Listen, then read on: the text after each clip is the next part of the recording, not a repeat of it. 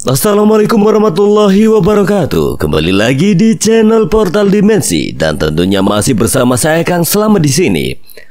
Kali ini Kang Slamet akan menceritakan sebuah kisah yang berjudul Bayu Gendeng. Cerita ini ditulis oleh Zaki Asyar. Dan sebelum kita masuk ke ceritanya, buat kalian yang belum subscribe channel ini, tekan tombol subscribe-nya terlebih dahulu dan tekan tombol notifikasinya agar kalian tidak ketinggalan cerita terbaru dari Portal Dimensi. Dan jangan lupa follow Instagram dari Portal Dimensi juga. Gak usah berlama-lama lagi, langsung saja kita masuk ke ceritanya. Bayu Gendeng.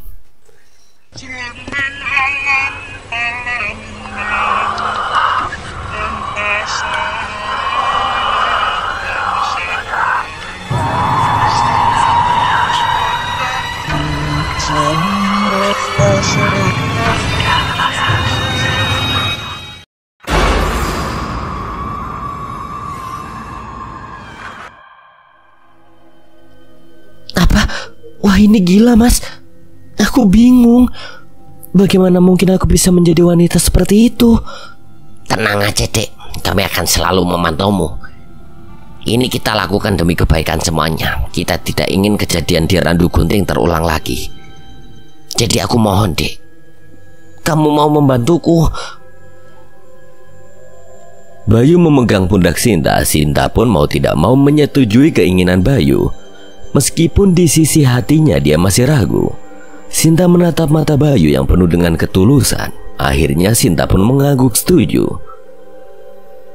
Bagus, Dek. Kami mengandalkanmu dan gunakan ini nanti saat kamu mandi. Dan malam ini kita akan segera beraksi. Bayu memberi sebuah bungkusan kain putih pada Sinta. Apa ini, Mas? Ini ramuannya akan membuat iblis itu terhanyut padamu.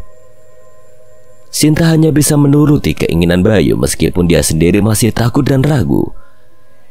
Dia merasa tidak enak pada Bayu yang selama ini telah baik dan menolong nyawanya. Sore itu Sinta mandi dengan ramuan yang diberikan Bayu. Ramuan itu terdiri dari berbagai macam bunga dan tentunya sudah diberi mantra tertentu oleh Eyang Hanggareksa. Sinta merasakan aura yang aneh setelah mandi dengan ramuan yang diberikan oleh Bayu. Dia merasa tubuhnya begitu wangi dan lebih percaya diri. Malam itu Bayu mendatangi Sinta. Bayu terbelalak melihat kecantikan Sinta saat gadis itu menemuinya dengan dandanan yang begitu sedap dipandang mata. Hampir-hampir Bayu terhanyut dengan aura yang muncul dari dalam diri Sinta. Namun Bayu segera mengendalikan dirinya. Kemudian dia memberitahu Sinta seluruh detail rencananya. Malam itu Sinta naik taksi menuju ke sebuah tempat hiburan malam di mana Karno biasa menghabiskan waktunya tiap akhir pekan. Memang Bayu dan Bondet telah memantau keseharian Karno hingga mereka pun tahu jika malam ini Karno sedang berada di sebuah tempat hiburan malam favoritnya. Taksi yang ditumpangi Sinta telah sampai di depan tempat hiburan malam tersebut. Sedangkan Bayu dan Bondet yang berkendara dengan motor Astrea Grand telah sampai terlebih dahulu. Sinta menatap Bayu dan Bondet sesaat setelah dia turun dari taksi. Bayu memberikan isyarat pada Sinta untuk segera masuk ke tempat itu. Kemudian mereka berdua mengikuti Sinta sesaat setelah Sinta masuk ke dalam tempat hiburan malam itu. Setelah sampai di dalam tempat hiburan malam tersebut, terdengarlah suara musik bertempo cepat yang diputar dengan keras. Banyak pula orang-orang yang berjoget dan bermabuk-mabukan di tengah cahaya ruang yang remang. Bayu, Bondet, dan Sinta tampak keheranan dengan apa yang mereka lihat karena baru kali ini mereka masuk ke tempat hiburan seperti itu. Mas, ini aku harus gimana? Tenang, Sin. Kami cari dulu orang itu. Tatapan Bondet berkeliling sedangkan Bayu nampak mengangguk-anggukan kepala dan mulai ikut berjoget. Melihat tingkah konyol Bayu, Bondet langsung menempeleng kepalanya. Bocah gendeng, kenapa kamu malah joget? Soalnya musiknya enak banget, Dek. Tak lama kemudian datanglah pria tinggi besar berbadan tegap dengan rambut cepak mendekati Sinta. Kedatangan pria itu tidak disadari oleh Bayu dan Bondet karena mereka masih saling berdebat saat pria itu mendatangi Sinta. Wah, dia datang, Dek. Bayu sedikit menyembunyikan wajah. Bondet langsung paham dan mengarahkan pandangan pada pria itu. Dia Karno, Bay. Bayu hanya membalas dengan anggukan kepala. Terlihat Karno sedang menggoda Sinta. Sinta terlihat canggung dan beberapa kali menengok ke arah Bayu dan Bondet. Bayu dan Bondet memberikan isyarat-isyarat pada Sinta agar rencana mereka tetap berjalan lancar. Tak lama kemudian terlihat Karno merangkul Sinta dan mengajaknya keluar tempat hiburan itu. Bayu dan Bondet yang melihat hal itu langsung bergegas mengikuti mereka. Terlihat Karno mengajak Sinta masuk ke dalam mobilnya dan kemudian si sopir Karno melanjutkan mobil tersebut pergi dari tempat itu. Ayo cepat kita ikuti mereka, Det. Jancuk, iki motor malah gak nyala-nyala, sialan. Waduh, keburu hilang mereka, Det. Setelah mengulang lagi beberapa kali, akhirnya motor tua itu pun menyala dengan lampu depannya seketika mengeluarkan cahaya kuning. Kemudian keduanya bergegas mengejar mobil Karno. Ternyata mobil itu menuju ke sebuah rumah mewah di tengah kota. Tampak beberapa penjaga membuka pagar besar rumah itu dan mobil tersebut langsung masuk ke halaman rumah. Setelah itu masuk ke halaman, pagar rumah itu langsung ditutup kembali. Mereka masuk ke dalam halaman rumah itu, Bay. Bondet dan Bayu berhenti tak jauh dari rumah mewah tersebut untuk memantau situasi dari luar. Terlihat beberapa penjaga berdiri di depan pagar itu. Sampai di depan rumah, Karno mengajak Sinta turun dari mobil lalu merangkulnya masuk ke dalam rumah. Sinta sedikit takjub dengan rumah yang begitu mewah di depan matanya, apalagi ketika dia masuk ke dalam rumah itu. Sinta dibuat tidak berkedip melihat interior rumah yang bak istana. Karno menuang minuman di 2 buah gelas kecil itu lalu berjalan mendekati Sinta yang masih takjub dengan memandang isi rumah. Ini untukmu, sayang. Dengan ragu Sinta mengambil gelas di tangan Karno. Kemudian Karno meminum minumannya sambil menatap Sinta seolah dia mempersilahkan Sinta untuk minum. Sinta perlahan mendekatkan minuman itu ke bibirnya. Dia bisa mencium baunya yang begitu kuat menusuk hidung. Sinta tampak tersenyum kaku ketika Karno menatap matanya. Lalu Sinta meminum minuman itu dan dia langsung menunjukkan raut wajah yang sangat aneh. Sepertinya kamu baru pertama minum ya, Dok. Iya, Om. Dia masih merasakan sesuatu yang tidak nyaman di lidah dan tenggorokannya. Tidak apa, memang seperti itu rasanya minum. Nanti lama-lama kau akan terbiasa. Gimana kita mulai sekarang, Dok? Karno berjalan mendekat dan mencoba mencium bibir Sinta. Sinta menghindari ciuman dari Karno. Hal itu membuat Karno tampak sedikit kaget. Kenapa, sayang? Aku bau mulutnya. Tidak, Om. Aku lebih suka bercumbu di tempat yang tertutup, Om. Oh, begitu. Kepolosanmu malah membuatku semakin menyukaimu. Atau jangan-jangan kau belum pernah bercinta? Oh, begitu, aku paham. Baiklah, ayo kita menuju kamar kita, sayang. Sinta semakin deg-degan, jantungnya berdebar tidak karuan. Dia takut kehormatannya direnggut oleh Karno. Mas Bayu, aku takut. Sedangkan di luar rumah, Bayu dan Bondet masih mengamati situasi. Berkali-kali Bayu menengok ponselnya menunggu kabar dari Sinta. Duh, Sinta kok gak ngabarin yo? Jangan-jangan dia sudah dianu sama Karno. Sialan kalau sampai Sinta diperkaos sama Karno. Kakek sialannya punya ide konyol ini bakalan aku habisi. Sabar, Bay. Kita harus percaya pada Sinta. Aku yakin dia gadis cerdas dan berani. Kita tunggu saja sebentar lagi. Jancu, aku udah gak sabar, Det. Kakek sialan itu juga dari tadi gak muncul. Aku panggil juga gak datang. Jangan-jangan kita cuma dibodohi sama dia. Di dalam kamar, Karno semakin tidak bisa menahan hasratnya. Dia menciumi Sinta. Sinta ingin menangis rasanya di dalam hati. Namun gadis itu mencoba tegar dan berpikir jernih agar rencananya berjalan lancar. Kemudian Karno mendorong tubuh Sinta ke atas kasur. Karno langsung melucuti pakaiannya dan mulai menindih Sinta. Ketika Karno ingin membuka pakaian Sinta, Sinta menahan tangan Karno. Bentar ya, Om, sabar ya. Aku ingin bersih-bersih dulu biar tambah wangi. Baiklah, sayang. Tapi jangan lama-lama ya. Sinta berjalan menuju toilet di dalam kamar itu. Di dalam toilet, Sinta menghubungi Bayu. Mas, sekarang. Sinta kemudian menyimpan ponselnya. Dia menatap wajahnya sendiri di depan cermin. Dia menguatkan hatinya dan percaya bahwa Bayu tidak akan menjerumuskannya.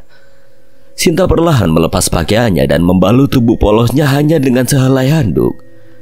Di luar rumah setelah mendapat pesan dari Sinta, Bayu dan Bondet segera bergerak. Mereka mendatangi para penjaga di depan gerbang rumah itu dan melumpuhkannya dengan mudah. Kini mereka mulai memasuki halaman dan segera masuk ke dalam rumah. Belum sempat mereka sampai ke pintu, tiba-tiba dengan sangat cepat datanglah sosok makhluk tengkorak menggunakan pakaian kerajaan kuno menyerang mereka dengan sabetan pedang yang cepat dan hampir tidak terlihat. Awas Bayu! Bondet menarik tubuh Bayu, hampir saja kepala Bayu terpenggal oleh sabetan pedang yang secepat kilat menerjangnya. Wah, itu tadi apa, Det? Sial, rumah ini dijaga makhluk gaib dan sepertinya sangat kuat dan juga cepat. Bondet mengeluarkan pedangnya yang dibungkus dengan kain putih. Mata Bondet berkeliling ke sekitar dan tampak berkonsentrasi penuh. Tiba-tiba dari arah atas datanglah serangan cepat dan tajam. Serangan itu sangat cepat sehingga Bayu dan Bondet tidak sempat menghindar. Belum sempat keduanya bergerak, tiba-tiba sebilah pedang tajam sudah tepat berada di depan mata mereka. Di dalam rumah, Sinta perlahan keluar dari kamar mandi dengan berbalut handuk putih. Dia sangat ketakutan dan tubuhnya juga mulai bergetar, namun Sinta mencoba sekuat tenaga untuk tampak tenang. Mata Karno nampak terbelalak melihat tubuh mulus Sinta yang terbalut handuk. Dia bergegas ingin meraih tubuh Sinta, namun Sinta dengan cepat menempelkan ujung jari telunjuknya ke depan bibir Karno. Kenapa lagi sayang? Om, malam ini aku ingin memberikan servis yang spesial. Jadi aku ingin Om menikmatinya. Berbaringlah di kasur Om, biar aku yang memuaskan Om. Baik sayang, Om udah gak sabar nih. Om pejam mata dong. Oke, baik sayang. Nih lihat Om udah merem. Kemudian Sinta mengambil alat-alat yang sudah dipersiapkan oleh Bayu. Sinta menutup mata Karno dengan kain dan memborgol kedua tangan dan kakinya di ranjang. Wah, Om jadi merinding nih, ujar Karno sesaat setelah Sinta memborgol tangan dan kakinya. Sinta lalu kembali mengambil ponselnya dan mengirim pesan pada Bayu. Mas, udah beres nih, buruan kesini. Sinta kembali ke kamar mandi dan mengenakan pakaiannya lagi. Dia sedikit gusar karena Bayu tidak kunjung datang. Sayang, kamu di mana? Kok lama? Om udah gak sabar nih. Bentar Om, bentar lagi aku datang. Duh Mas Bayu, kok lama banget ya? Sinta mulai gusar, kemudian Sinta berjalan mendekat ke arah ranjang dan mendekat ke Karno.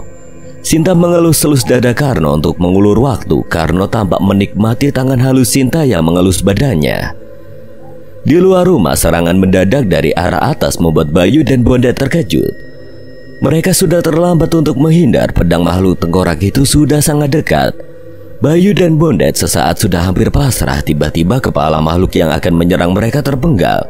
Dan kemudian makhluk itu jatuh ke tanah dan hancur berantakan. Ternyata si Blacky, pedang Bayu yang menebasnya. Pedang itu lalu berputar-putar di udara kemudian turun dan menancap di tanah. Kau menyelamatkan kami, Blacky. Aku kira tadi si kakek peot yang menolong kami, ternyata kamu. Wah, mantap, kau bisa diandalkan. Bayu kemudian mendekat ke Blacky yang menancap di tanah. Kemudian dia mencabut pedang itu dan memandanginya sambil tersenyum. Bye, jangan seneng dulu. Lihat itu, Bay. Bayu menoleh ke arah yang ditunjuk Bondet dan kini nampaklah ratusan makhluk tengkorak berpakaian prajurit Jawa kuno dan menggunakan pedang berjalan mendekat ke arah mereka. Waduh, gawat ini, Det. Bisa terlambat kita menolong Sinta. Ya gimana lagi? Mau gak mau kita harus bertarung. Bondet bersiap dengan pedang di genggamannya. Makhluk-makhluk itu semakin mendekat ke arah Bayu dan Bondet. Tak lama kemudian makhluk itu telah mengepung Bayu dan Bondet dari segala arah. Bayu dan Bondet tampak sedikit panik di tengah kepungan makhluk-makhluk mengerikan itu. Wah, gimana ini, Bay? Mereka banyak sekali. Nggak tahu juga, Det. Masa sih kita harus mati di sini? Bondet tampak menyesal telah meminta saran pada Bayu karena teman akrabnya itu tidak akan memberikannya saran yang berarti. Kalian jangan bernafas, mereka mendeteksi gerakan kalian dari nafas. Ucap suara Eyang Hanggareksa yang tiba-tiba terdengar di telinga Bayu. Det, tahan nafasmu cepat. Bayu dan Bondet langsung menahan nafas. Mereka menutup hidung dan mulutnya dengan telapak tangan. Tiba-tiba tengkorak-tengkorak itu diam mematung dan tidak lagi berjalan. Bondet menatap Bayu dan memberikan isyarat untuk segera bergerak menuju ke dalam rumah sebelum mereka kehabisan napas. Perlahan-lahan mereka berjalan keluar dari kepungan makhluk-makhluk itu. Namun belum jauh mereka berjalan, tiba-tiba Bayu kentut dengan suara keras. Bondet yang mendengar kentut Bayu langsung menunjukkan ekspresi kesal seolah tidak habis pikir dengan kebodohan Bayu. Tiba-tiba seluruh makhluk itu menolehkan wajah ke arah Bayu dan Bondet. Waduh, modar iki. Lari, Dek! Teriak Bayu, lalu mereka berdua lari tunggang langgang. Para makhluk itu pun melesat cepat mengejar mereka. Bayu dan Bondet berlari dengan cepat dan semakin dekat ke pintu rumah Karno. Bayu dan Bondet sejenak berdiri di depan pintu dan menatap para makhluk tengkorak itu yang melesat cepat menghunuskan pedangnya ke arah mereka. Kau masuk duluan, Det. Aku ingin menahan mereka sebentar sekaligus mencoba kekuatan si Blacky. Bondet mengikuti perintah Bayu. Dia berjalan masuk ke dalam rumah, sedangkan Bayu masih berdiri di depan pintu. Bayu berkonsentrasi. Dia mengambil nafas dalam-dalam dan menggenggam pedangnya dengan kedua tangannya. Jurus angin topan membelah lautan. Gumam Bayu pelan, lalu dia memutar-mutar pedangnya sehingga ketika angin bertiup kencang dan menerbangkan dedaunan juga benda-benda kecil di halaman rumah itu. Kemudian Bayu melesat dan menebas para makhluk tengkorak itu layaknya pusaran angin yang meluluh lantakan daratan. Gerakan Bayu sangat cepat. Kesaktian si Blacky pedang Bayu juga ikut menambah kekuatan dan kecepatan serangannya. Terlihat puluhan kepala makhluk-makhluk itu berterbangan di udara dan seketika makhluk-makhluk itu bertumbangan. Bayu kembali melesat ke depan pintu. Kini 3 baris terdepan makhluk tengkorak itu bertumbangan. Bayu menahan nafasnya agar makhluk yang jumlahnya masih cukup banyak di depannya tidak merangsek mendekatinya. Gila, pedang ini sungguh gila. Kekuatannya mengerikan. Bayu menahan nafas. Dia menatap sejenak para makhluk tengkorak yang kini terdiam di hadapannya. Kemudian Bayu masuk ke rumah Karno dan kembali menutup pintu rumah itu. Beres, Bay. Aman, ayo buruan jalan keburu Sinta dibelah duren sama Karno. Kalau kita terlalu lama. Mereka berdua kemudian melesat dan menuju lantai 2 untuk mendatangi kamar di mana Sinta berada. Di dalam kamar, Sinta mendekati wajah Karno. Sinta meniup leher dan daun telinga Karno, sehingga seketika pria itu meleguh keenakan. Om, aku buka penutup matamu ya, agar Om bisa melihat tubuhku yang polos tanpa busana. Iya, buruan sayang. Aku udah gak tahan. Perlahan Sinta membuka penutup mata Karno, namun tangan dan kaki Karno masih dibiarkan diborgol. Penutup mata Karno telah dilepas oleh Sinta. Karno mengerjapkan mata karena matanya belum beradaptasi dengan cahaya lampu kamar. Samar-samar terlihat di mata Karno 2 orang berdiri menatapnya. Saat pandangan matanya mulai jelas, Karno terkejut karena 2 orang di hadapannya adalah pria dan dia tidak melihat Sinta ada di situ. Halo Mas Karno, pasti udah nafsu banget ya. Aku juga gak sabar nih.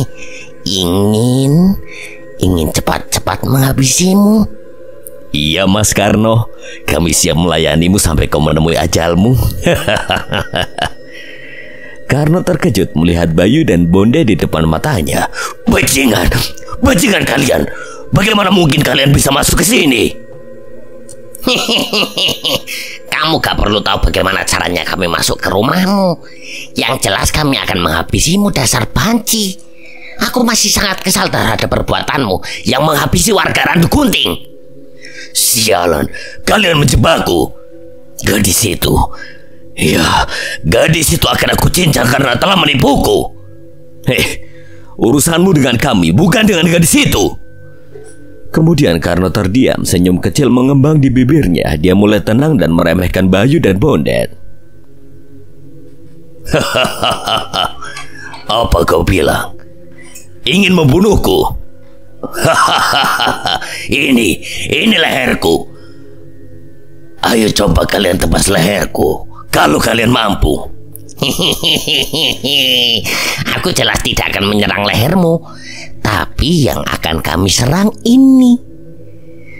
Bayu kemudian dia langsung menarik celana dalam Karno. Apa yang akan kalian lakukan? Suntikan maut siap, Det? Tanya Bayu pada Bondet. Kemudian Bondet mengeluarkan sebuah bambu kuning yang ujungnya dibuat runcing. Karena kata Eyang Hanggareksa, bambu kuning dapat menetralisir kekuatan kekebalan tubuh Karno. Karena tampak panik, dia tidak menyangka Bayu mengetahui kelemahannya. Kemudian dengan cepat Bondet menusuk pantat Karno dengan bambu kuning itu. Karno berteriak kesakitan. Dia berteriak sangat keras, namun Bondet tidak peduli. Dia masih terus mendorong bambu itu ke pantat Karno. Tak lama kemudian sebuah bayangan berwarna merah keluar dari tubuh Karno. Itulah pertanda kekuatan kebalnya telah hilang. Karno pun kemudian pingsan. Bayu, cepat penggal lehernya. Namun Bayu malah ngobrol dengan Sinta. Dia tidak memperdulikan teriakan Bondet. Baik, cepat penggal dia. Kamu aja, Det, yang bunuh dia. Aku malas melawan orang lemah. Kemudian Bondet mencabut pedangnya dan bersegera untuk memenggal kepala Karno. Belum sempat Bondet memenggal kepala Karno, tiba-tiba mata Karno terbuka. Dia secepat kilat menarik tangannya hingga borgol di tangannya lepas. Melihat borgol di tangan Karno lepas, Bondet mempercepat serangannya. Namun dengan cepat Karno menahan pedang Bondet dengan tangannya itu. Kini kuku-kuku tajam tampak menghiasi tangan Karno. Karno tersenyum kecil sambil menatap wajah Bondet yang tampak terkejut dengan perlawanan dari Karno.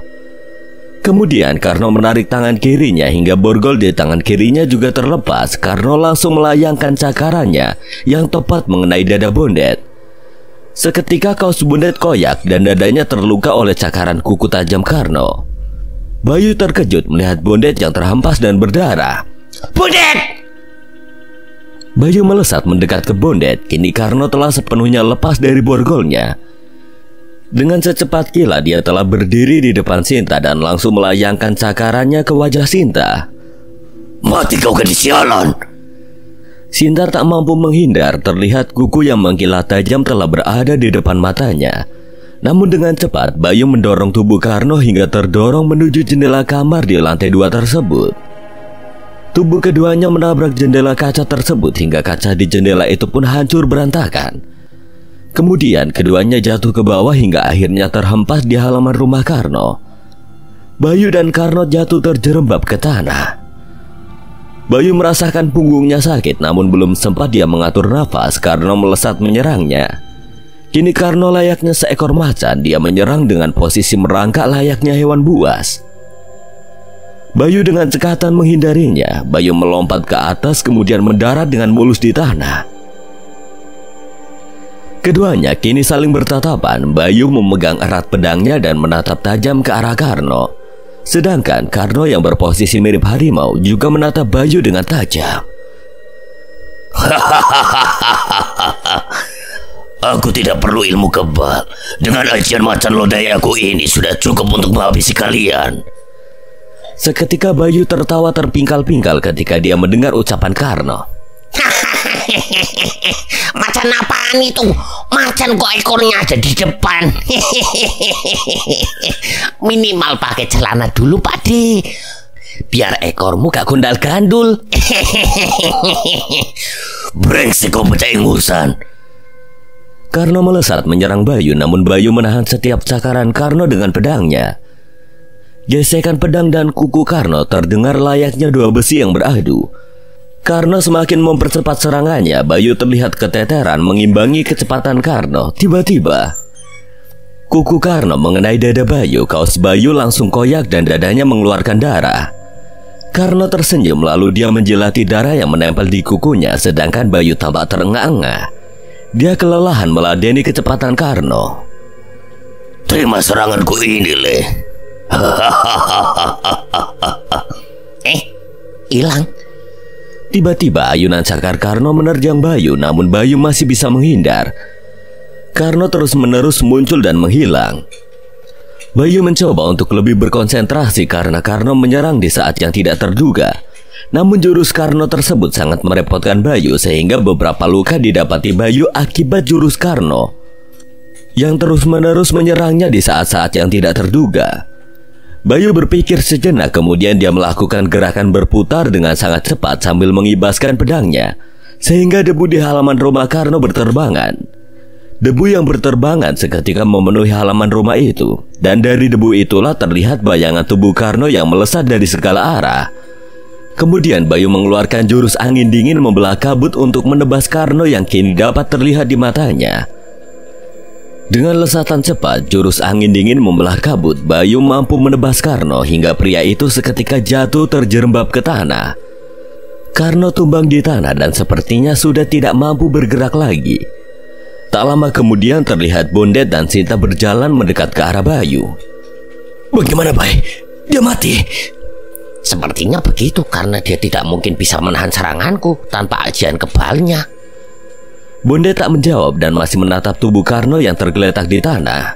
Di mana Sinta, Det? Tuh, dia nunggu di sana. Bayu dan Bondet terbelalak ketika mereka tak mendapati Sinta yang tadi menunggu di teras rumah. Mereka seketika menoleh ke arah tubuh Karno dan tubuh itu sudah tidak ada di tempatnya. Jangan-jangan. Sinta berteriak meminta tolong. Kini Sinta telah ditawan oleh Karno. Karno mendekap tubuh Sinta dan menempelkan kuku tajamnya di leher Sinta. Bayu dan Bondet kaget tak karuan. Mereka lagi-lagi kecolongan. Sial.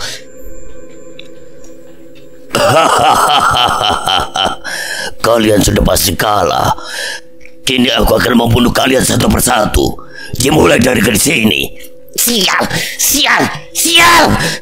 Bondet tampak berpikir mencari solusi untuk melawan Karno. Kemudian dengan perlahan Bondet mengambil sebuah bola di saku celananya agar tidak disadari oleh Karno.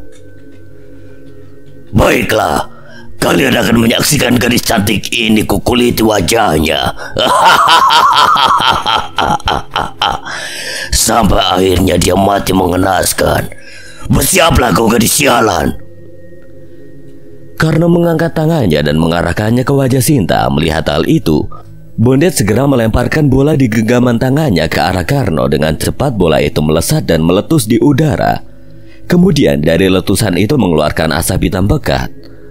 Asap itu memenuhi pandangan Karno dan Sinta. Bahkan Sinta sampai terbatuk-batuk terkena asap hitam tersebut. Baik, giliranmu. Bayu memegang pedangnya dengan erat lalu bersiap melemparkan pedang itu ke arah Karno. Sinta, menunduklah. Sinta segera menunduk dan seketika sebuah pedang melesat cepat menembus asap hitam pekat yang memenuhi halaman rumah itu. Dan pedang itu menancap tepat di kening Karno. Seketika mata Karno terbelalak. Darah mengucur dari luka di keningnya. Kemudian dia ambruk dan tewas terbaring di tanah. Sinta dengan ketakutan segera berlari dan memeluk Bayu. Asap hitam perlahan hilang dan tampaklah Karno tewas mengenaskan dengan pedang Bayu tertancap di keningnya. Bayu dan Bondet tampak terengah-engah. Keduanya saling bertatapan. Kemudian keduanya melakukan tos karena misi membunuh Karno telah berhasil. Sedangkan Sinta terlihat menangis terisak di pelukan Bayu. Bayu mencoba menenangkan Sinta dengan mengusap-usap punggungnya. Sudah, Dek, tenang. Ini sudah berakhir. Kamu hebat, Dek. Ini semua berkat keberanianmu. Tak lama kemudian, asap putih muncul mengepul di dekat mereka dan muncullah Eyang Hanggareksa dari asap tersebut. Kerja bagus, anak-anak. Bayu tak menjawab ucapan kakek tua itu. Dia tampak sangat kesal dengan Eyang Hanggareksa karena telah membuat rencana yang begitu beresiko. Kok ini seperti polisi India, kakek peot? Musuh sudah kalah, kau baru datang. Maaf nak. Karena aku kan juga punya tugas sendiri. Alah, tugas apa? Paling kamu cuma ngintipin gadis mandi toh. Sinta tampak kebingungan karena dia tidak bisa melihat Eyang Hanggareksa. Kalian bicara sama siapa sih? Kemudian Bayu mengusap mata Sinta dan membacakan mantra agar dia bisa melihat Eyang Hanggareksa. Tuh, kami bicara sama kakek peot mesum itu. Dialah yang punya rencana konyol yang hampir mencelakaimu, Dek. Sinta seketika berteriak ketakutan saat melihat Eyang Hanggareksa dan kembali memeluk Bayu dengan erat. Gak usah takut, Sin. Dia cuma kakek mesum. Tenang saja. Jadi apa yang kau kerjakan, kek, sehingga kamu tidak datang di saat kami kerepotan? Oh, tentunya pekerjaanku tidak kalah keren dengan kalian. Ini kutunjukkan hasil pekerjaanku.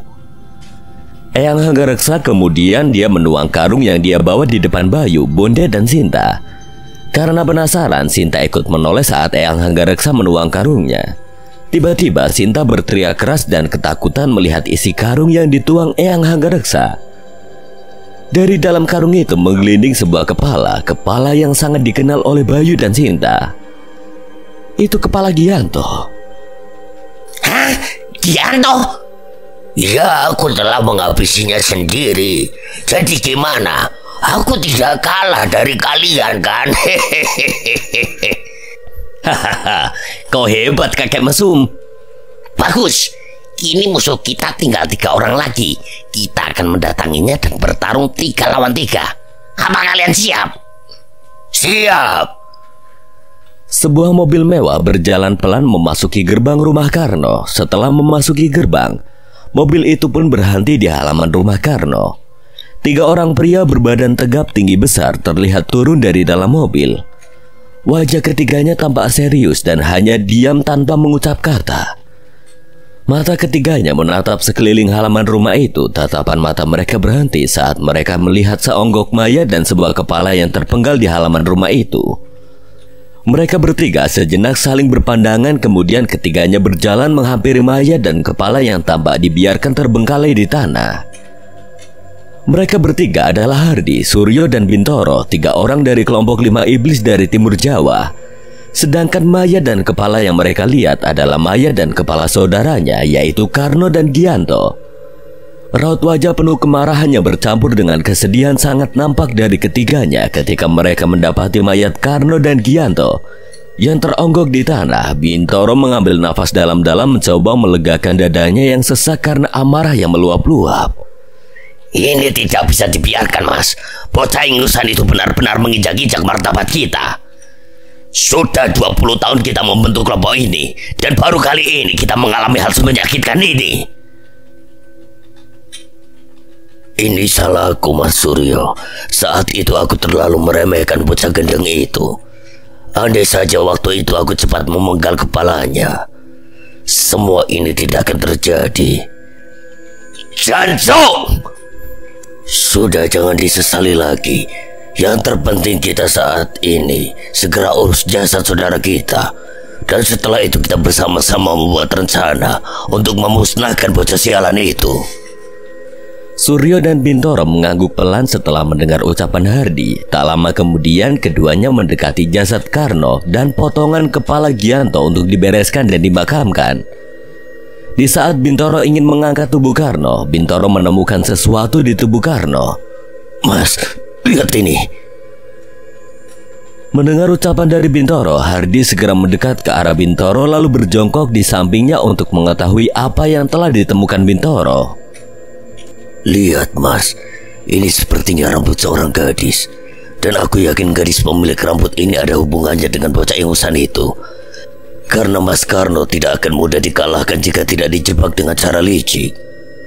Bintoro menunjukkan sehelai rambut panjang pada Hardi. Hardi melihat sejenak rambut yang dipegang oleh Bintoro lalu meraih sehelai rambut itu. Hardi tersenyum kecil saat melihat sehelai rambut panjang di tangannya. Hardi seolah langsung tahu siapakah pemilik sehelai rambut itu. Lihat saja kau bocah ingusan. Kau akan merasakan bagaimana kehilangan seseorang yang kau cintai. Malam itu setelah mengantar Sinta pulang, Bayu dan Bondet bergegas menuju kontrakannya. Bayu segera melepaskan kaosnya dan terlihatlah banyak luka cakaran di dada dan beberapa bagian tubuhnya. Bondet pun sama, meskipun lukanya hanya di dada tapi cakaran itu cukup dalam. Bondet sesekali meringis saat dia membersihkan lukanya dengan alkohol. Tenan, cakaran Karno sangat mengerikan. Aku tidak bisa membayangkan kalau Sinta sampai terkena cakaran di wajahnya. Kita hampir benar-benar membuatnya celaka, Pai. Iya, Dad. Meskipun rencana kita berhasil, tapi itu sangat beresiko. Benar-benar gila rencana kakek tua itu. Dan cukup sekali ini saja kita melibatkan Sinta dalam rencana kita. Karena belum tentu di lain hari kita seberuntung hari ini. Tapi sebenarnya aku penasaran bagaimana kakek tua itu bisa membunuh Gianto. Tak lama kemudian asap putih mengepul di kamar Bayu dan muncullah Eyang Hanggareksa di tengah-tengah mereka. Kau penasaran bocah gendeng? Sebenarnya membunuh Gianto itu gampang. Dia itu orang paling muda sekaligus paling lemah di kelompok 5 iblis itu. Jadi dia bukan masalah untukku. Apakah dia tidak melakukan perlawanan padamu, kakek tua? Oh, jangan salah. Aku bertarung sengit dengannya hingga akhirnya tubuh Gianto aku benamkan ke dalam tanah. Terus ku cabut kepalanya hingga terlepas. Karena jika ditebas menggunakan senjata, lehernya tidak bisa terluka atau terpenggal. Edan, kamu kejam juga ya, kakek tua. Tapi bagaimana mungkin kamu bisa mencabut kepala Gianto sedangkan dia punya ilmu kebal? Yo, karena aku ini sakti, Le. Meskipun aku sudah tua, tapi kekuatanku tak kalah sama yang masih muda. Kalian akan mengetahui kesaktianku ketika kita bertarung bersama satu saat nanti. Yang paling penting untuk saat ini adalah kita harus mempunyai rencana matang untuk melawan 3 iblis yang tersisa. Bisa dibilang pertarungan besar baru saja akan kita mulai. Aku yakin 3 orang lainnya telah mengetahui kematian Karno dan Gianto. Kita harus bersiap untuk menghadapi perlawanan dari mereka. Aku yakin pasti mereka mempunyai rencana yang mungkin saja tidak pernah kita duga. Bayu dan Bondet seketika saling bertatapan. Mereka merasa bahwa lawan yang mereka hadapi kali ini tidak bisa dianggap remeh. Karena 3 orang yang tersisa dari kelompok 5 iblis dari timur Jawa, selain sakti, mereka juga mempunyai rencana-rencana licik yang mungkin saja di luar dugaan Bayu dan Bondet. Terus rencanamu apa, kakek tua? Eyang Hanggareksa tak lekas menjawab. Dia mengelus-elus jenggot putihnya sambil matanya menerawang jauh. Yang pasti kita akan kesulitan melawan mereka di saat mereka menggunakan ilmu kebal. Kita harus mencegah mereka melakukan ritual mandi darah gadis perawan. Ritual itu akan mereka lakukan saat bulan purnama tiba. Jadi tugas kita saat ini adalah menghalangi mereka mendapatkan darah gadis perawan untuk melakukan ritual tersebut. Jika saat purnama mereka tidak bisa mendapatkan gadis perawan sebagai tumbal, maka mereka harus menunggu sampai purnama bulan depan untuk kembali melakukan ritual. Dan saat itulah kesempatan yang bagus untuk kita melawan mereka. Tapi bagaimana caranya kita menghalangi ritual itu? Di luar sana banyak sekali gadis perawan. Masa kita harus perawani satu persatu para gadis itu agar para iblis itu tidak mendapatkan korban untuk dijadikan ritual? Dasar bocah gendeng, pikiranmu itu asli di luar nalar manusia normal, Bay. Dalam mending aku ngudut dulu aja lah. Emang kamu itu pantas disebut bocah edan? Gini, Le, menghalangi ritual itu bukan berarti kita merawanin para gadis. Meskipun aku sebenarnya juga mau. Tapi gini, yang dicari oleh mereka itu bukan sembarang gadis perawan, tapi gadis perawan yang wetonya Selasa Wage dan punya darah anget. Darah yang disukai para dedemit dan iblis. Berarti Sinta dan para gadis yang dulu jadi tumbal rumah makan Gianto itu sebenarnya dipersiapkan untuk ritual 5 iblis itu. Iya, Le, sepertinya begitu. Nah, dulu kamu juga menyelamatkan satu gadis lain kan selain Sinta? Kemungkinan gadis itulah yang saat ini akan diincar 5 iblis itu. Karena mereka juga tidak punya banyak waktu untuk mencari gadis lain yang sesuai syarat ritual itu. Jadi mereka pasti akan mengincar gadis yang sudah mereka kenali. Wah, gawat kalau begitu. Bulan purnama tinggal 2 hari lagi. Kita harus bergegas menyelamatkan gadis itu. Aku ingat namanya, Rianti. Rumahnya tidak jauh dari sini. Kita harus segera mengamankannya. Kalau Rianti dan Sinta sudah dalam perlindungan kita, kita bisa langsung menyerang para iblis tepat pada saat bulan purnama tiba. Siap, Bay. Besok pagi-pagi kita datangi rumah gadis itu, karena malam ini kita butuh istirahat untuk mengembalikan energi kita. Aku yakin mereka juga tidak akan langsung bergerak. Mudah-mudahan kita tidak terlambat, agar kita bisa mengamankan gadis itu sebelum purnama datang. Bagus. Aku yakin tanpa ilmu kebal kita pasti bisa membunuh mereka dengan mudah. Kita bagi-bagi tugas. Aku sama Bondet menemui Rianti, sedangkan kamu kakek mesum jagain Sinta ya. Tapi jangan diapa-apain. Siap. Malam itu udara terasa begitu dingin. Angin juga bertiup cukup kencang dengan sesekali tampak kilat menerangi gelap malam. Terlihatlah seorang gadis muda yang berbaring di kamarnya. Beberapa kali dia tampak gusar, sepertinya dia merasakan sesuatu yang tidak enak di hatinya, sehingga dia tidak bisa terlelap malam itu. Dia adalah Rianti. Malam itu Rianti merasa gelisah beberapa kali ketika ia mencoba memejamkan mata. Tiba-tiba bayangan makhluk hitam yang menyeramkan muncul di depan matanya. Makhluk hitam yang menyeramkan yang dulu pernah dia temui saat dia dibawa ke alam gaib oleh peliharaan Diatno. Ya Allah, kenapa tiba-tiba bayangan genderuwo itu kembali muncul ya? Semoga ini bukanlah pertanda buruk. Saat ini Rianti tinggal bersama dengan kedua adik kembarnya yang masih duduk di bangku sekolah dasar. Kedua orang tua Rianti telah meninggal, sehingga sebagai kakak tertua Riantilah yang harus banting tulang untuk memenuhi kehidupan keluarganya. Rianti kembali mencoba untuk memejamkan mata. Baru saja dia akan terlelap, tiba-tiba terdengarlah suara ketukan pintu rumahnya. Suara ketukan pintu itu seketika memecah keheningan di rumah Rianti malam itu. Rianti seketika terkejut. Dia yang tadinya mulai merasakan kantuk, seketika kantuknya hilang ketika dia mendengar suara ketukan pintu yang begitu nyaring. Duh, siapa yang malam-malam begini ngetuk pintu? Aku khawatir itu orang jahat atau orang gila. Apa sebaiknya aku pura-pura gak denger ya? Rianti mencoba mengabaikan suara ketukan pintu itu, namun kini suara ketukan pintu itu berganti menjadi suara gedoran. Seolah orang yang berada di depan pintu sudah tidak sabar ingin masuk ke rumah Rianti. Tak lama berselang, terdengarlah suara kedua adik laki-laki Rianti yang nampaknya sedang berdiri di balik pintu kamar Rianti. Mbak, apa kami boleh masuk? Rianti kemudian mempersilahkan kedua adiknya untuk masuk ke kamarnya. Pintu kamar itu terbuka dan masuklah dua anak laki-laki kembar ke dalam kamar Rianti. Tampak wajah keduanya pucat dan ketakutan. Tolong kunci pintunya, Gas. Mbak, itu siapa yang gedor-gedor pintu depan? Iya Mbak, kayaknya ngeri banget, aku sampai kaget dan ketakutan. Mbak juga gak tahu dek, mungkin orang gila. Ya udah, kalian kesini, kita kumpul di kamar Mbak ya. Mudah-mudahan orang itu segera pergi.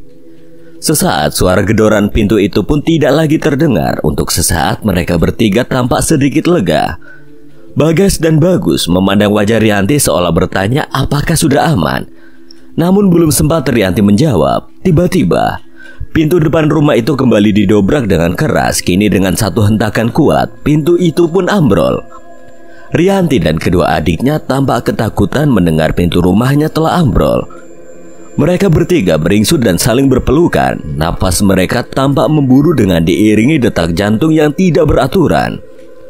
Ketakutan mereka semakin menjadi-jadi ketika mereka mendengar suara langkah kaki yang berjalan dari arah depan menuju kamar yang mereka tempati. Rianti dan kedua adiknya semakin mempererat pelukannya. Tubuh ketiganya bergetar ketakutan. Dengan keringat dinginnya mulai membasahi kening mereka. Tiba-tiba langkah kaki itu berhenti tepat di depan pintu, seolah si pemilik kaki itu sedang memberikan sedikit napas pada Rianti dan kedua adiknya. Belum sempat mereka merasa lega, kini terlihatlah gagang pintu kamar Rianti bergerak-gerak. Tampaknya orang yang berada di balik pintu bersikeras untuk masuk ke dalam kamar, meskipun pintu kamar itu terkunci. Tiba-tiba, pintu kamar Rianti dibuka paksa. Rianti refleks berteriak saat pintu kamarnya jebol. Kini terlihatlah seseorang, tinggi, besar, berbadan tegap muncul dari pintu itu. Tak hanya satu, terdapat dua orang yang begitu mengerikan di hadapan Rianti. Mereka adalah Suryo dan Bintoro. Rianti dan kedua adiknya beringsut mundur hingga tubuh mereka akhirnya terhalang oleh tembok kamar. Siapa kalian? Dan mau apa kalian kemari? Suryo dan Bintoro tak lekas menjawab. Keduanya tersenyum kecil sambil berjalan perlahan mendekat ke arah Rianti. Suryo mendekat ke wajah Rianti dan mengelus pipinya. Rianti tidak bisa mengelak. Dia hanya bisa pasrah dan terus mendekap kedua adiknya yang ketakutan. Pasti darahmu begitu segar. Kau mau apa? Aku tidak tahu maksudmu. Kalau kalian mau mencuri, kalian salah alamat, karena kami tidak punya uang maupun barang berharga. Kami nggak butuh uang, Duk. Kami butuh kamu, Duk.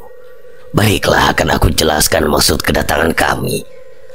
Awalnya kedatangan kami kemari untuk menculik dan menjadikanmu sebagai tumbal ritual kami.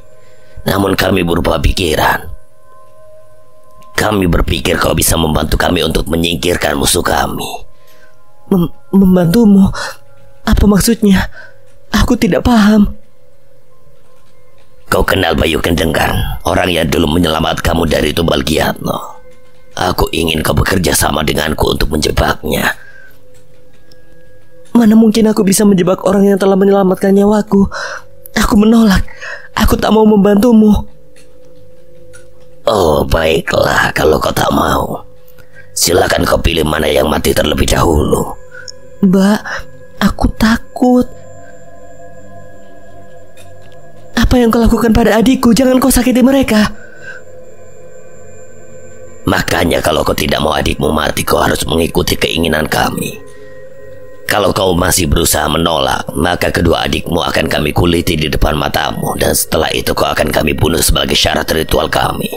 Paham kau sekarang? Rianti kebingungan, dia tidak bisa memutuskan.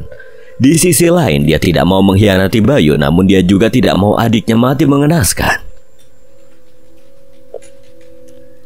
Alah, kelamaan mikir kamu gadis sialan.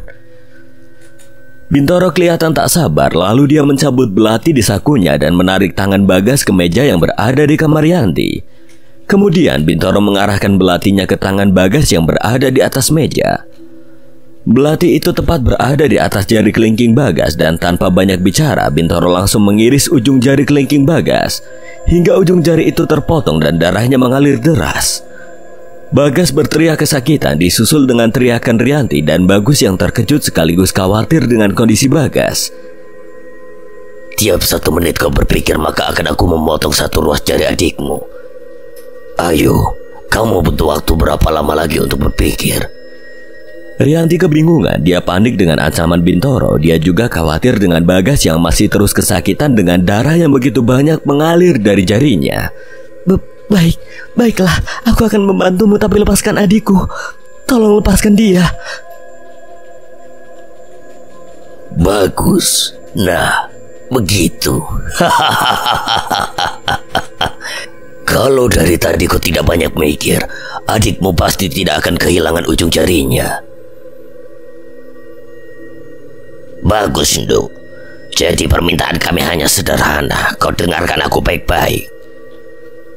Suryo lalu dia menjelaskan rencananya pada Rianti. Rianti menyimak dengan baik-baik meskipun beberapa kali wajahnya tampak kaget dan seolah berat untuk menjalankan perintah dari Suryo dan Bintoro. Setelah menjelaskan rencananya, kedua pria itu pun meninggalkan rumah Rianti. Rianti segera membalut luka di jari Bagas agar pendarahan di jarinya tidak semakin parah. Rianti tampak menangis sambil membalut jari Bagas. Dia sangat sedih sekaligus ketakutan. Mas Bayu, maafkan aku. Pagi itu, Bayu dan Bondet bergegas pergi ke rumah Rianti dengan menggunakan motor Astrea Grand milik Bondet. Tak memakan waktu lama, mereka pun telah sampai di rumah Rianti. Bayu dan Bondet segera turun dari motornya dan menuju rumah Rianti. Lah, ini beneran rumah gadis itu, Bay? Ini pintunya kok kayak habis diseruduk banteng. Iya bener, Det. Aku tak mungkin salah. Jangan-jangan para iblis itu sudah mendatangi rumah ini, Det.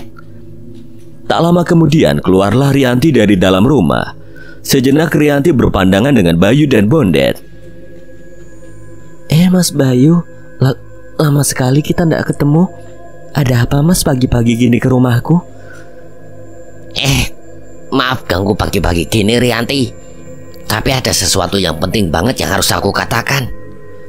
Mata Bondet terus menatap tajam ke arah Rianti. Dia merasakan gelagat aneh dari Rianti. Bayu kemudian menjelaskan tujuannya ke Rianti. Rianti nampak biasa saja, seolah dia sudah tahu tujuan Bayu dan dia langsung menurut dengan keinginan Bayu.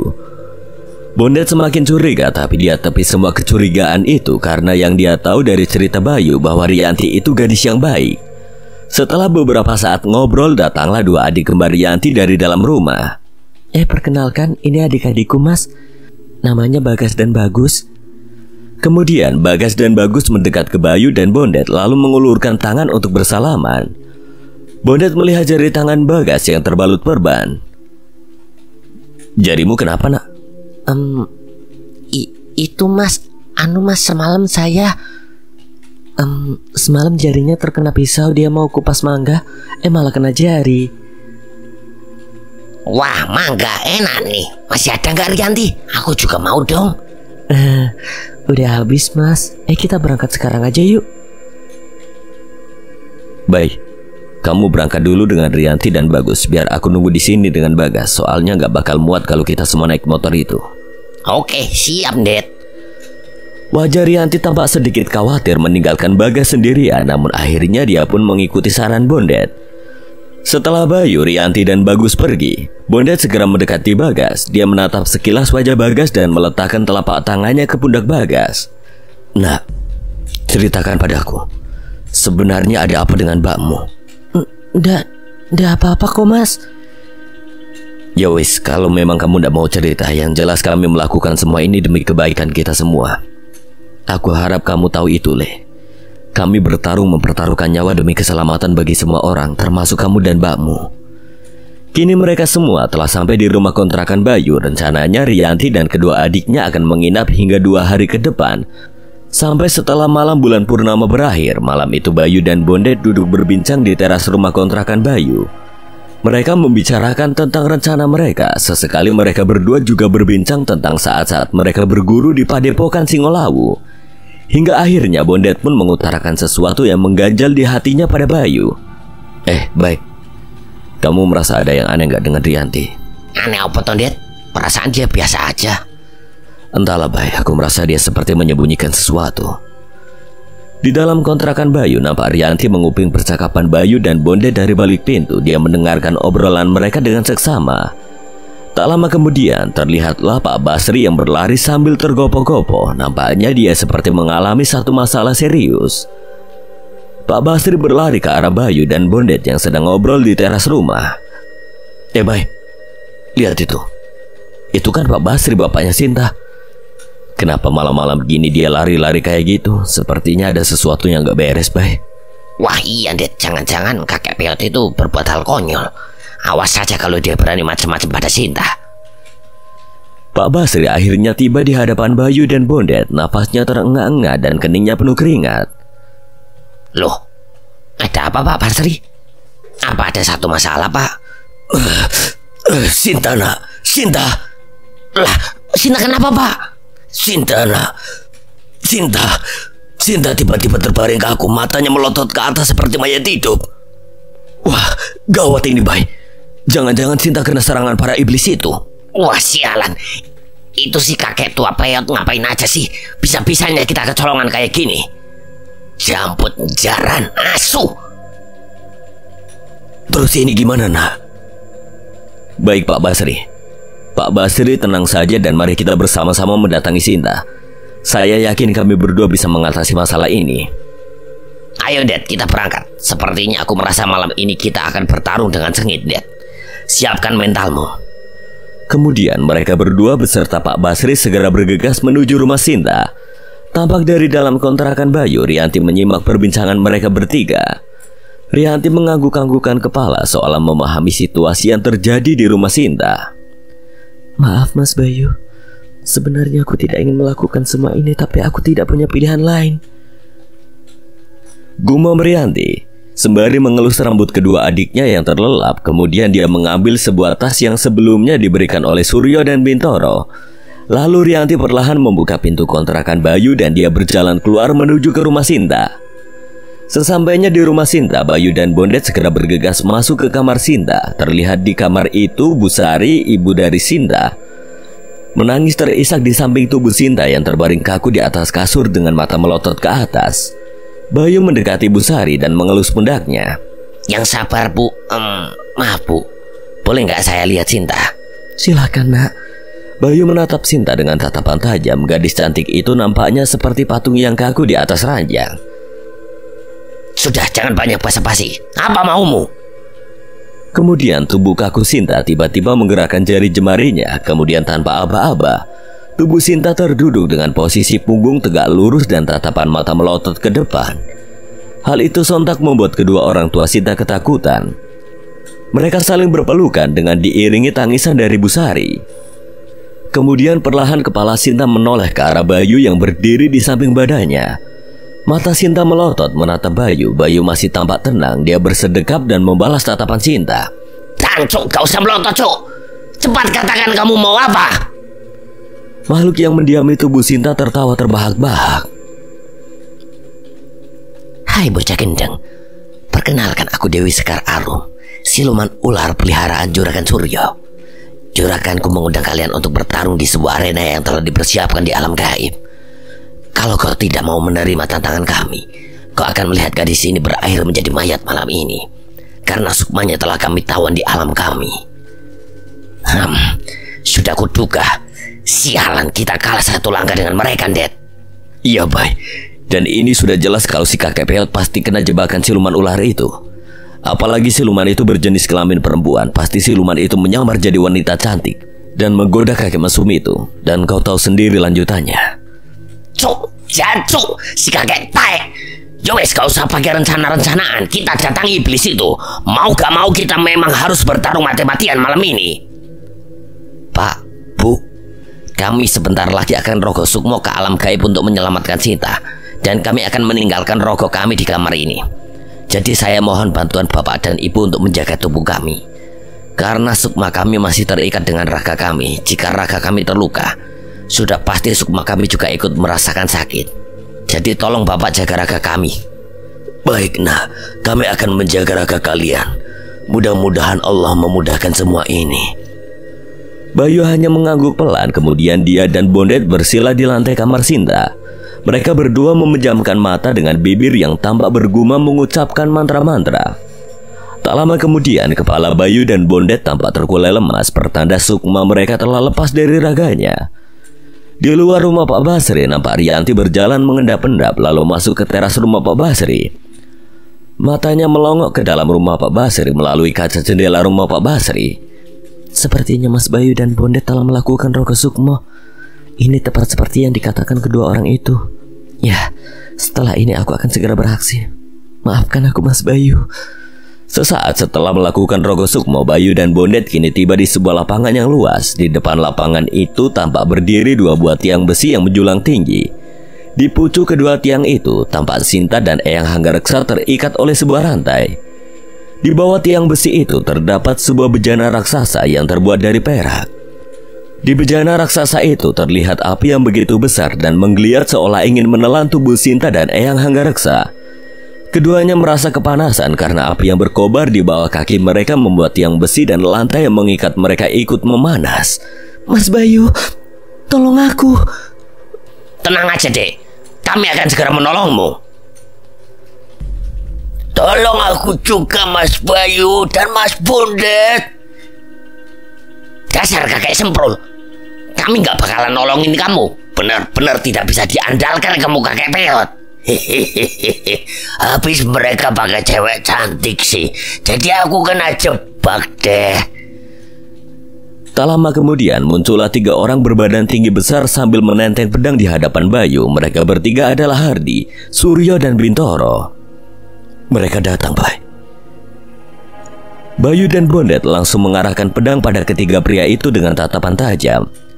Ketiga orang itu berjalan mendekat ke arah Bayu dan Bondet hingga kini mereka berdiri sekitar 4 meter dari hadapan Bayu. Mereka saling bertatap mata dengan tatapan yang sama-sama tajam.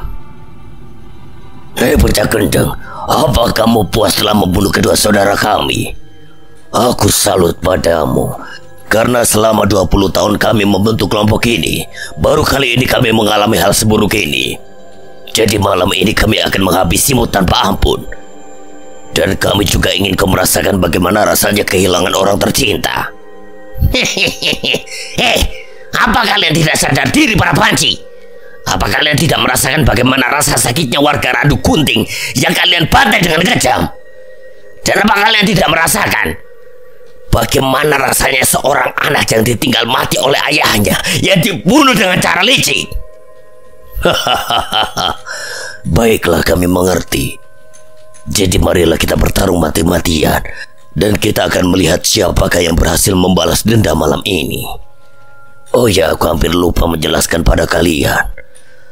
Api yang berkobar di bawah kedua temanmu itu adalah api pemusnah sukma. Jadi sukma siapapun akan lenyap jika terbakar oleh api itu. Lihat tiang itu, bocah gendeng. Tiang pengikat itu akan turun setiap 1 menit, dan kalau kau tidak bisa dengan cepat mengalahkan kami, maka kedua orang itu akan musnah terbakar. Ucapan Hardi pun terbukti. Tiang di mana Sinta dan Eyang Hanggareksa terikat tiba-tiba turun dengan perlahan, seolah tiang itu semakin memendek, sehingga jarak api dengan sukma Sinta dan Eyang Hanggareksa semakin dekat. Sinta tampak panik. Api di bawah kakinya kini mulai terasa panas. Wah, licik sekali kalian. Kalau kalian merasa kuat, kenapa harus melakukan hal licik? Sialan. Kau sendiri yang bilang tidak usah peduli licik atau tidak, yang penting menang. Dad, bersiaplah. Waktu kita tidak banyak, kita harus bertarung mati-matian. Blacky, keluarlah. Bayu melesat dengan kecepatan tinggi. Hardi tak nampak menghindar. Dia sepertinya tidak takut menghadapi serangan Bayu. Tepat ketika Bayu berada di hadapan Hardi, Blacky datang dengan berputar-putar di atas kepala Bayu. Lalu dengan cepat Bayu meraih pedang hitam itu dan langsung dia ayunkan dengan cepat ke tubuh Hardi. Motor kau bajingan! Tebasan kuat Bayu terlihat membelah tubuh Hardi. Bayu lalu mendarat ke tanah dan menatap Hardi yang terbelah tubuhnya. Namun Hardi tertawa terbahak-bahak dengan tubuh yang masih terbelah. Kemudian tubuhnya menyatu kembali. Kau tidak akan bisa membunuhku saat aku berwujud sukma, karena kami telah melatih sukma kami dengan latihan keras, sehingga kami tidak terkalahkan. Kini Hardi tampak berkuda-kuda untuk bersiap menyerang. Lalu dengan cepat dia menerjang ke arah Bayu. Saat dia semakin dekat dengan Bayu, tiba-tiba tubuhnya menghilang dan muncul di depan Bondet, lalu melayangkan pukulan keras ke arah perut Bondet. Seketika Bondet jatuh dan muntah darah. Bondet!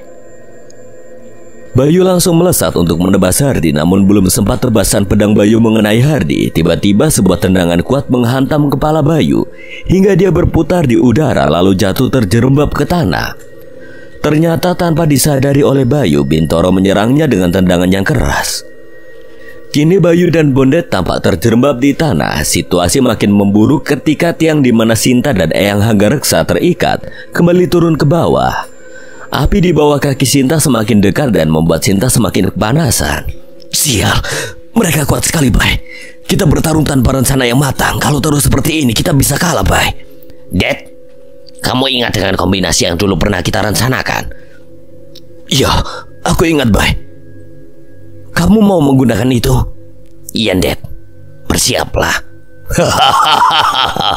Apakah kalian sudah kalah atau kalian mau menyerah? Mas Hardi, biar aku yang menghadapi mereka. Mas Hardi duduk saja. Baik, Suryo. Silakan kalau kau mau bersenang-senang. Hei kalian para kecoa busuk, ayo maju lawan aku. Dad, siap. Kemudian Bayu menancapkan pedangnya ke tanah. Lalu dia berkonsentrasi untuk mengeluarkan ajian lebur saketi. Namun ajian yang kali ini dia keluarkan hanya menggunakan sedikit tenaganya. Tangan Bayu seketika bersinar putih kebiruan ketika ajian lebur saketi dia keluarkan. Kemudian Bayu melesat menerjang ke arah Suryo. Suryo, hati-hati. Ajian itu bisa melukaimu. Iya, Mas, aku tahu. Bayu menerjang ke arah Suryo dan bersiap memukul tubuh Suryo dengan ajian lebur saketi. Namun ketika Bayu semakin dekat dan akan memukulnya, Suryo melesat mundur untuk menghindar. Melihat hal itu, Bondet segera melompat ke belakang tubuh Suryo. Kemudian Bayu melemparkan ajiannya ke arah Bondet dan seketika cahaya putih kebiruan keluar dari tangan kanan Bayu. Cahaya itu langsung menuju ke pedang Bondet. Suryo kaget melihat perbuatan Bayu. Suryo tidak tahu apa yang sedang direncanakan oleh Bayu dan Bondet. Ajian itu seketika masuk ke dalam pedang Bondet, hingga pedang Bondet pun kini bercahaya putih kebiruan. Bondet yang kini telah berada di belakang tubuh Suryo lalu mengayunkan pedangnya yang sudah dialiri ajian lebur saketi itu ke tubuh Suryo. Suryo pun terkejut, namun dia tidak mampu menghindar. Suryo langsung terkena tebasan pedang Bondet yang telah dialiri ajian lebur saketi. Suara ledakan keras terdengar ketika pedang Bondet mengayun ke tubuh Suryo. Suryo pun langsung terpental dan terkapar di tanah. Giliranmu, Bay, habisi dia. Mati kamu, brengsek. Di tempat lain, beberapa menit yang lalu Rianti telah memasuki rumah Pak Basri. Dia langsung menuju kamar Sinta. Dia membuka pintu dengan perlahan dan tampaklah Pak Basri dan istrinya sedang duduk di samping tubuh Bayu dan Bondet yang tergolek lemas. Melihat Rianti yang tiba-tiba masuk kamar itu, Pak Basri dan istrinya nampak terkejut. Loh, kamu Rianti kan? Ada apa Nduk malam-malam gini kemari? Kamu mau nyari Sinta ya? Maafkan aku, Pak. Rianti kemudian dia mengambil sebuah bungkusan di tasnya. Bungkusan itu berisi bubuk berwarna hitam yang diberikan oleh Suryo. Rianti melemparkan bubuk itu ke hadapan Pak Basri dan istrinya. Seketika bubuk itu tampak mengepul di sekitar Pak Basri dan istrinya. Kemudian pasangan suami istri itu pingsan setelah menghirup bubuk hitam itu. Melihat Pak Basri dan istrinya telah pingsan, Rianti berjalan menuju ke arah tubuh Bayu. Dia sejenak menatap wajah Bayu yang terpejam dengan tenang. Rianti sebenarnya sedikit ragu, namun dia teringat ancaman dari Suryo, sehingga dia menguatkan hatinya untuk tetap melanjutkan perintah Suryo dan Bintoro. Kemudian Rianti mengambil sesuatu di dalam tas yang dia bawa. Kini di tangannya tampak sebuah tali berwarna hitam. Tali itu sebelumnya telah dimantrai oleh Hardi. Rianti melemparkan tali itu ke depan Bayu. Seketika tali itu seolah hidup dan merayap ke tubuh Bayu. Kemudian dengan cepat tali itu mengikat tubuh Bayu dengan erat. Tubuh Bayu yang semula terduduk kini ambruk dengan badan terikat. Rianti menatap wajah Bayu dengan penuh kesedihan dan rasa bersalah. Kemudian dia mengambil sebilah pisau di tasnya dan perlahan mendekatkan ke arah Bayu. Jantung Rianti berdegup kencang. Dia takut, sedih sekaligus kesal, tapi dia tidak kuasa melawan perintah Suryo dan Bintoro. Di alam gaib, Bayu yang melesat cepat dan bersiap menghabisi Suryo dengan ajian lebur saketi tiba-tiba terjatuh di tanah. Dia merasakan tubuhnya tidak bisa bergerak, seolah tangan tubuhnya terikat oleh sesuatu yang tidak terlihat. Bayu, kamu kenapa? Bagus, bagus. Gadis itu telah menjalankan tugasnya dengan baik. Kini kau tidak berdaya, bocah gendeng. Gadis yang ingin kau selamatkan malah akan membuatmu modar. Sial, dugaanku benar. Gadis itu telah dimanfaatkan para iblis itu. Bajingan. Wah, aku kenapa ya? Kok tiba-tiba badanku kayak terikat? Terlihat Suryo perlahan mulai bangkit. Dia berdiri dengan tertatih dan langsung menghadap ke arah Bondet yang kini harus berjuang sendiri. Sebentar lagi kau akan lihat teman baikmu mati di depan matamu. Dan kau akan merasakan bagaimana rasanya kehilangan teman baik. Sial, Bondet akan dihabisi oleh mereka. Aku tidak boleh tinggal diam, tapi tubuhku sama sekali tidak bisa digerakkan. Jancuk! Hei bocah gendeng, perintahkan pedangmu untuk masuk ke dalam api di bawahku. Cepat! Suara Eyang Hanggareksa terdengar di telinga. Tanpa banyak tanya, Bayu segera menyuruh Blacky untuk masuk ke dalam api. Pedang yang menancap di tanah tiba-tiba menghilang dan kemudian masuk ke dalam api yang berkobar di bawah tiang yang mengikat Sinta dan Eyang Hanggareksa. Dek, bertahanlah, aku akan segera lepas dari jeratan ini. Siap, aku tidak akan mati dengan mudah, Bay. Bondet kemudian dengan secepat kilat Suryo menerjang Bondet. Mereka berdua beradu pedang dengan hebat. Bondet mampu mengimbangi kecepatan Suryo. Suryo memang sedikit melemah setelah terkena tebasan dari pedang Bondet yang dialiri ajian lebur saketi. Melihat Suryo yang sedikit melemah, Bondet menarik nafasnya dalam-dalam dan bersiap mengeluarkan jurus andalannya. Ajian pledek yang bernyawa. Lalu terlihatlah pedang di tangannya yang memunculkan kilatan-kilatan kecil yang bercahaya terang. Kemudian Bondet melesat dengan cepat menuju ke arah Suryo. Namun belum sempat dia menerjang Suryo, Hardi dan Bintoro menghalanginya. Keduanya menyerang Bondet dari dua sisi. Tendangan kuat dari Hardi dan Bintoro membuat Bondet terhempas dan terjerembab di tanah. Terima kasih kalian telah menolongku. Kemudian Suryo bergegas menuju ke arah Bondet. Dia langsung menjambak rambut Bondet dan memukuli wajahnya. Bondet nampak pasrah dan tidak bisa melawan atau menghindar. Bayu, Sinta dan Eyang Hanggareksa hanya bisa menatap Bondet dengan pilu. Di tempat lain, Rianti terus berjalan mendekat ke arah tubuh Bayu dan bersiap menikam leher Bayu dengan belati di tangannya. Kini Rianti telah sangat dekat dengan tubuh Bayu yang terikat dan terbaring di lantai. Rianti mengangkat tangannya tinggi-tinggi dan bersiap menghujamkan belatinya di leher Bayu. Maafkan aku, Mas. Tunggu, Mbak. Tanpa diduga, dua bocah kembar itu ternyata dari tadi mengikuti Rianti dari belakang. Kenapa kalian berdua di sini? Mbak, kenapa kamu sejahat itu, Mbak? Mas Bayu telah baik kepada Mbak, bahkan rela bertaruh nyawa demi keselamatan Mbak dan kita semua. Tapi kenapa Mbak malah sejahat itu padanya? Iya, Mbak, kenapa Mbak melakukan hal sejahat itu? Kalau yang Mbak lakukan demi kami, maka kami tidak akan bangga dengan apa yang Mbak lakukan. Kami juga siap bertaruh nyawa demi keselamatan Mas Bayu. Kami akan melawan dan menghalangi Mbak melakukan kejahatan itu. Rianti tampak terdiam. Dia merenungi ucapan adiknya. Rianti sampai meneteskan air mata saat dia merenungi ucapan kedua adiknya. Dia terlihat sangat menyesal dengan apa yang dia perbuat. Kemudian Rianti menatap wajah Bayu, lalu dia dengan cepat melangkah ke tubuh Bayu. Dia kemudian menghujamkan belatinya ke arah tubuh Bayu. Bagas dan Bagus kaget melihat perbuatan kakaknya.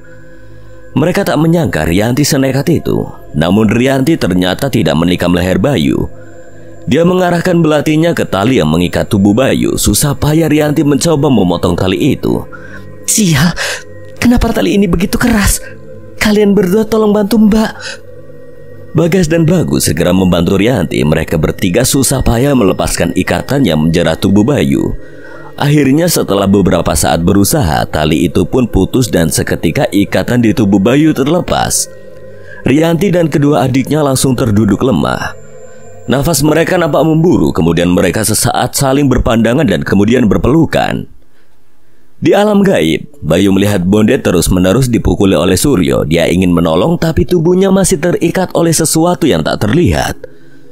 Bondet sudah terlihat lemah setelah menerima banyak pukulan. Bondet bisa tewas jika tidak ada yang menolongnya. Kau akan segera mati, bocah ingusan. Bayu sangat geram. Dia menggeliat mencoba melepaskan ikatan di tubuhnya. Tiba-tiba dia merasakan tubuhnya telah terlepas dari ikatan. Kayaknya ikatan aneh itu telah lepas. Wah, saatnya beraksi nih. Mumpung para banci itu belum menyadarinya. Kemudian tanpa aba-aba dia melesat cepat menuju ke arah Suryo. Suryo terkejut saat melihat Bayu yang dengan cepat menuju ke arahnya. Blackie, datanglah. Pedang hitam itu segera melesat dan berputar-putar di atas kepala Bayu. Kini pedang itu tampak terbakar api. Hanya gagangnya saja yang tidak terbakar, sedangkan seluruh bagian bilah hitamnya terbakar api yang berkobar-kobar. Bayu segera meraih gagang pedangnya yang berputar di atas kepalanya. Tajuk panas. Kemudian secepat kilat dia mengayunkan pedang yang berkobar api itu tepat ke arah leher Suryo. Gawat, pedang itu terbakar api pemusnah sukma. Sudah terlambat bagi Suryo menghindari serangan Bayu. Dengan cepat pedang yang berkobar api itu menebas leher Suryo dan seketika kepala Suryo terpenggal dan tubuhnya ambruk ke tanah. Karena sekarang dia berbentuk sukma, Suryo yang telah tewas kemudian perlahan menghilang dan menguap begitu saja. Bondet terkulai lemas di tanah. Dia tersenyum melihat Bayu yang berhasil membunuh Suryo. Sekarang tinggal 2 lagi. Ayo maju kalian. Sial, kita kehilangan satu saudara kita lagi, Mas. Tanpa membuang waktu, Bayu melesat dan mengayunkan pedang yang berkobar api itu ke arah Hardi dan Bintoro.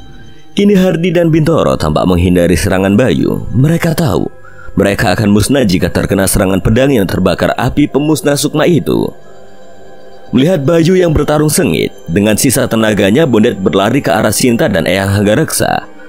Bondet berusaha menyelamatkan keduanya. Kini jarak Sinta dan Eyang Hanggareksa dengan api semakin dekat. Bondet melompat dan dengan sisa tenaganya mencoba melepaskan rantai yang mengikat tubuh kedua temannya. Sial, rantai ini begitu kuat. Lagi-lagi tiang itu kembali turun dan kini jarak api dengan kaki Sinta hanya tinggal beberapa meter saja. Dad, rantai ini juga terbuat dari sukma. Rantai ini adalah sukma dari siluman ular. Jadi untuk melepaskannya gunakan api pemusnah sukma. Tapi kau harus tetap hati-hati, jangan sampai api itu terkena bagian tubuhmu. Bondet memahami ucapan Eyang Hanggareksa. Dia langsung membakar pedangnya di dalam api pemusnah sukma hingga pedang Bondet menjadi kemerahan. Setelah membakar pedangnya, dengan segera Bondet menebas rantai yang mengikat Sinta dan Eyang Hanggareksa, dan seketika rantai itu pun terlepas. Seketika tiang tempat mereka terikat seolah runtuh. Tiang itu turun dengan sangat cepat. Sinta berteriak ketakutan, sedangkan Bondet segera meraih tubuh Sinta dan melesat menjauh dari api. Tiang itu kini telah runtuh dan terlahap oleh api yang menggeliat.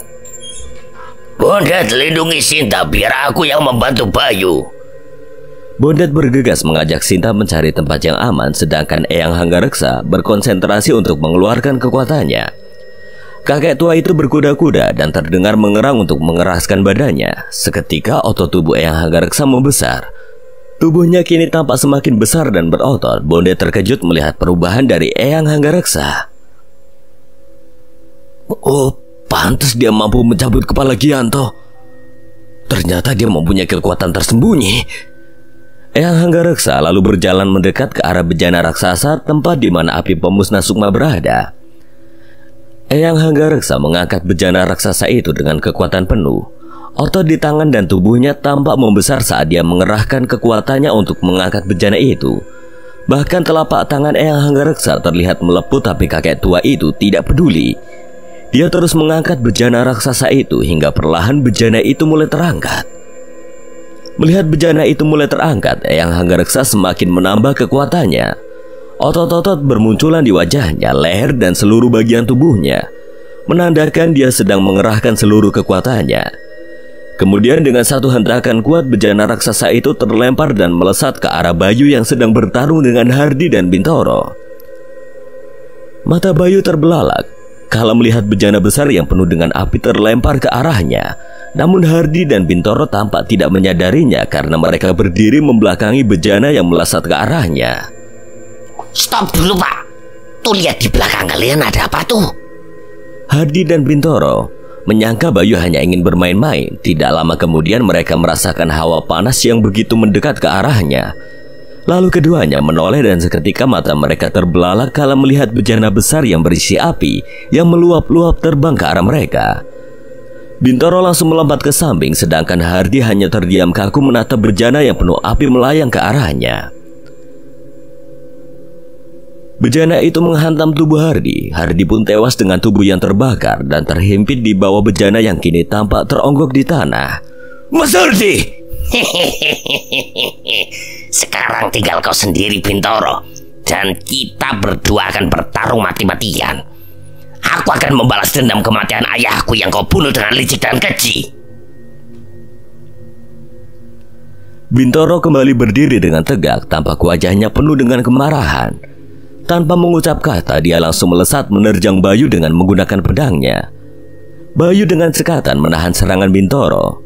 Mereka berdua beradu pedang dengan hebat, bergantian jurus-jurus hebat mereka keluarkan, namun keduanya masih belum bisa saling mengalahkan. Bintoro terlihat melesat mundur beberapa langkah lalu menancapkan pedangnya ke tanah.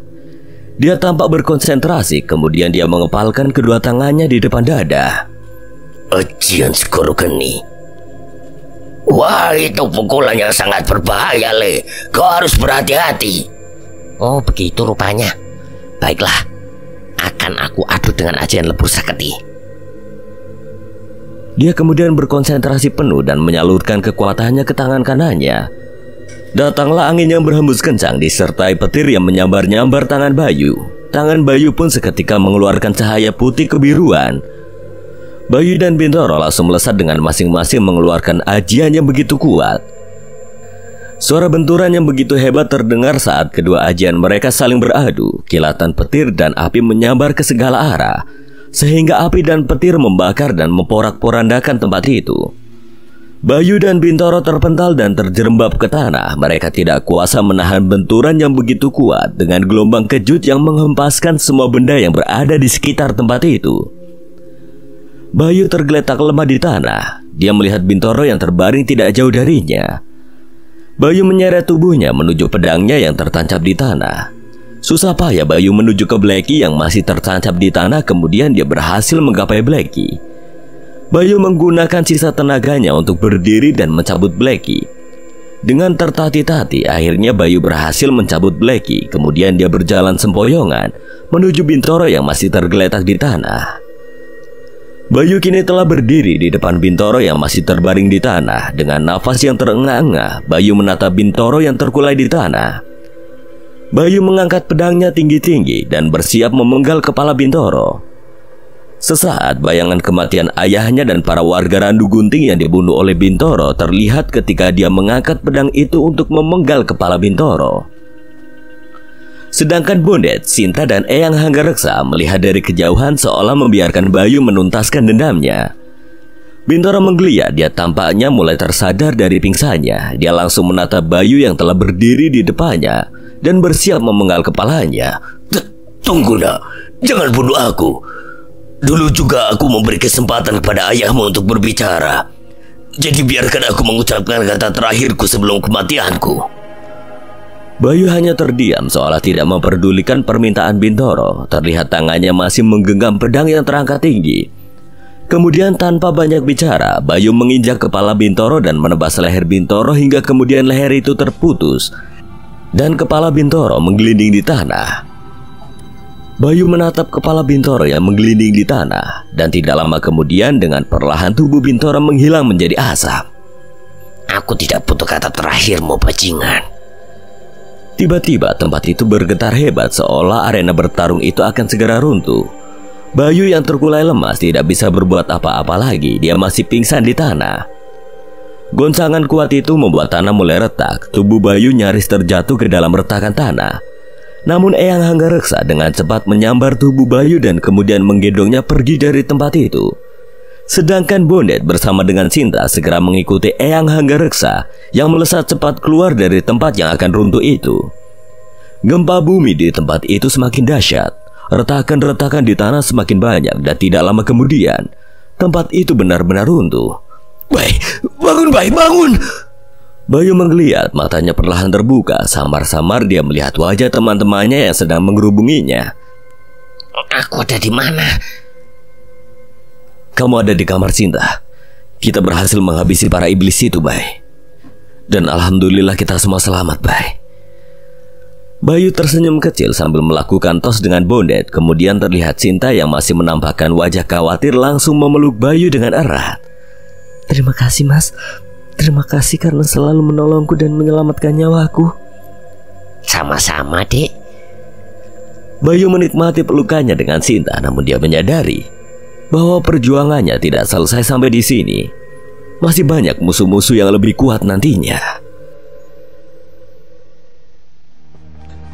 Sekian dan terima kasih buat Zaki Aisar yang telah mengizinkan saya membawakan ceritanya. Apabila ada kesalahan atau kekurangan, Kang Selamet memohon maaf sebesar-besarnya. Akhir kata, Kang Selamet pamit undur diri. Wassalamualaikum warahmatullahi wabarakatuh. Sampai berjumpa lagi.